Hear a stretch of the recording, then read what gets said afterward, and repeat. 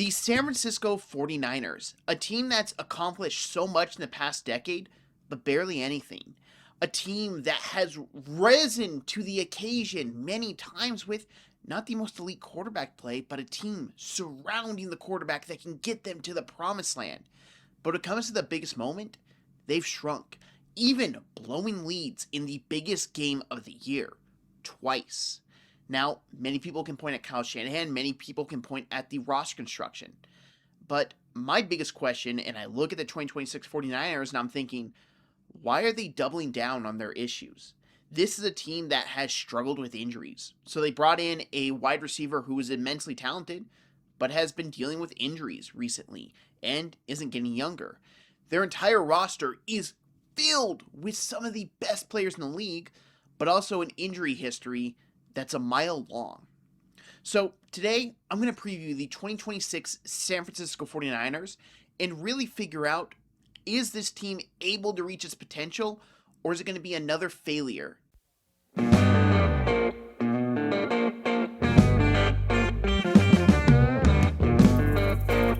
The 49ers didn't do a whole lot in free agency, but they made one splash move.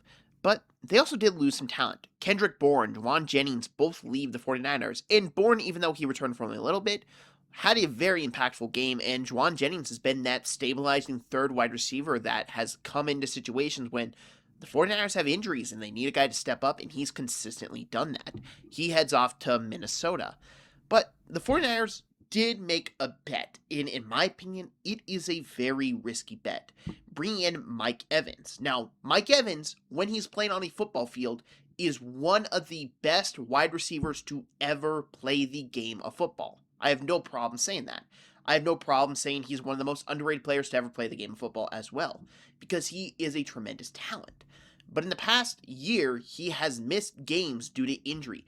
Hamstring injury, and if you know the San Francisco 49ers history and that supposed substation that causes issues, you're betting on a player entering his age 33 season to remain healthy when it's not trending that direction. But when he is healthy, he is absolutely the number one star wide receiver for this team that they need, because they don't have that guy. I'm a giant Ricky Pearsall fan as a Florida Gator fan. I love him. But he hasn't proven himself at the NFL level, nor has he proven the ability to stay healthy. You have really no one else in that receiver room you can really rely on. And bringing in Mike Evans, if at the very least he can play in 10 games, you had 10 games of reliable number one wide receiver play. Hey, I'm cutting into this a little late. This video has been shot and done already, but the 49ers brought in Deebo Samuel as well, which, yeah, I think they need, and Ricky Pearsall has suffered an injury. All that sucks, but Deebo, he knows the system, he knows with what his job is with the San Francisco 49ers, they know him as an organization, Brock Purdy knows him, it makes all the sense in the world, bring him in, he'll have probably a fine season. I'm not expecting anything major because he's not that type of player anymore. He's slower, he doesn't create as much separation, but he can just catch the football, and sometimes you just need a guy to catch the football, especially if you have injuries and everything. It's overall a good move, not a high-risk, high-reward move. It's a low-risk, medium-reward type move, and that's a perfectly good move for a team to make, especially as we are in training camp right now.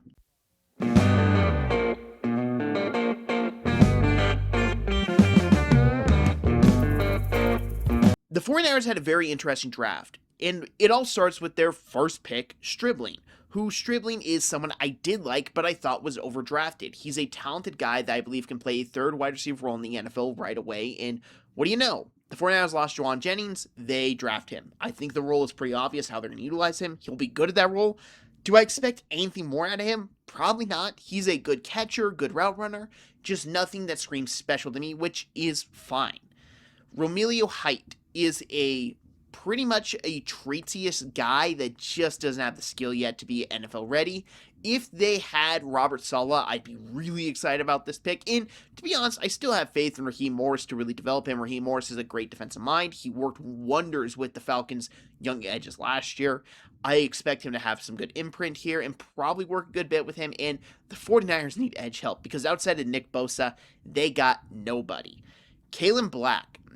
Now, I'm very, very interested in why they took him so high because I thought he was a day 3 pick who really didn't have the NFL like burst you typically see.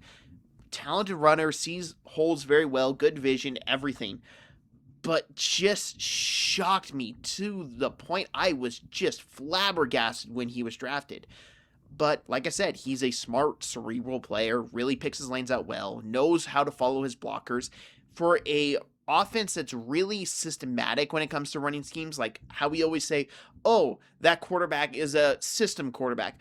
A lot of running backs in a Kyle Shanahan offense are system running backs because Kyle Shanahan just knows how to get the ball to them and really utilize their skill set. And you got to imagine a coach that's so meticulous with the run game is probably in love with a running back that's just highly intelligent, knows how to pick out his rushing lanes, knows when to hit the hole, all that. So I think that's a big reason as to why he was drafted so high. Still a little shocked he was a 3rd round pick. Grayson Halton. Now this is my favorite 49ers pick as I had him graded out much higher, and he was just the guy that if he was a little bit bigger would have gone higher. He is undersized for a position, but he's a good 3 tech with some just disruptive ability. He probably will be his best in a rotation, and that's not a bad thing. A lot of defensive tackles now, especially with college and how they rotate due to transfer portal, they are better serviced in a rotational. You don't really see a lot of 3-down defensive linemen anymore, so that's not a big deal. Overall, I think Halton's going to be very good for the 49ers, and just a 4th round pick they can really rely on. Carver Willis, I didn't watch. Price Hawk, I watched in, like, he's a tall, lengthy corner. It's described of what he is. He's not the best in zone, can man up, but I really wasn't overly impressed with him. I think he just lacks anticipation. He lacks a lot of just the ability I want to add a cornerback, and he's a 4th round pick. I'm not saying he's going to play. Maybe he gets into special teams, and that's fine, but overall, just not his biggest fan. Jaden Duggar, I didn't watch, and Enrique Cruz, I didn't watch either. But overall, the 49ers drafted players I like. Little confused of like where they took them. I don't think Stribling was the top pick in the 2nd round type player, but I like the player. Black, I liked him just with as a day 3 pick. Not the biggest fan taking him round 3, but he's still a player I did like. Grayson Halton, I actually love. I think they got a pretty good steal there, and he can come in, really be utilized in a rotational role for the 49ers defensive line, which will be key, especially if the 49ers have injuries and they need to rotate young guys in. He's used to that. And, I mean, that's kind of it. Like, me and John Lynch have different philosophies when it comes to scouting talent and everything. I'm not saying he's wrong and I'm right. We just view it differently. And most of the time, I'm usually criticizing the 49ers draft because I didn't care for what they did.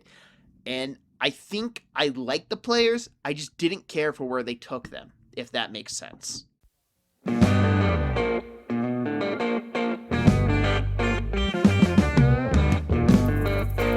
The San Francisco 49ers are very interesting this year, as I had them as the 3rd best team in their division, but still a loaded roster beyond belief. Now, a big reason why I have them 3rd in their division is the fact they share the division with the defending Super Bowl champion Seattle Seahawks and the Los Angeles Rams, who acquired Myles Garrett and seem to get scarier and scarier each passing moment. Now, the 49ers are talented, but I have concerns.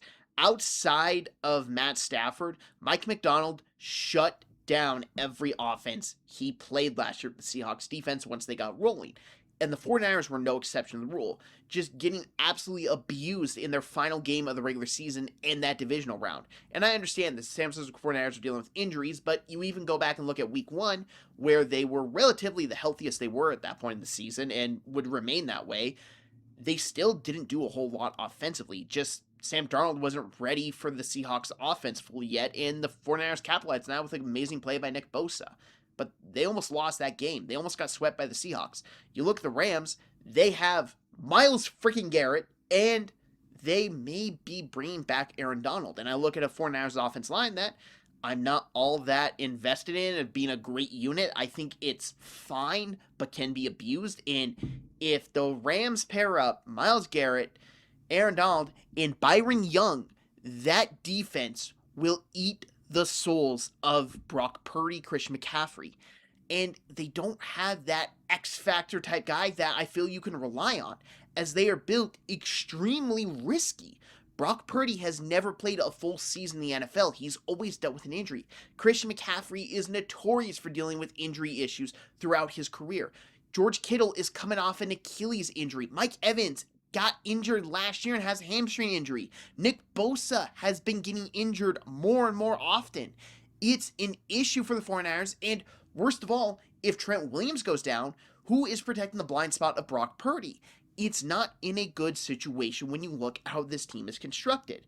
But that being said, this roster is loaded. They should make the playoffs. They will be a wildcard team. I don't believe they have it in them to win the division.